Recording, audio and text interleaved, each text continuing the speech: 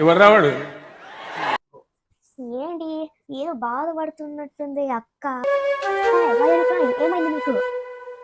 రేపటి నుంచి స్కూల్ కదక్క, ఏడుపు వస్తుంది నాకు. అరే పెద్ద సమస్య వచ్చి పడిందే.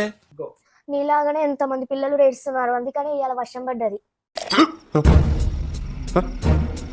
అబ్బా నువ్వేందక్క హ్యాపీగా ఉన్నావు? రేపు స్కూల్ స్టార్ట్ అవుతుందిగా. ఈ చదవడాలు పాస్ అవడాలు మన వల్ల ఈ పని కాదురా.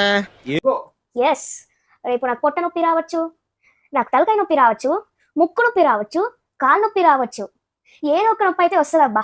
డుమ్మా స్కూల్ డుమ్మా అంతే. నీకు ఎల్లుండి కాన్సెప్ట్ కూడా చెప్పాలా?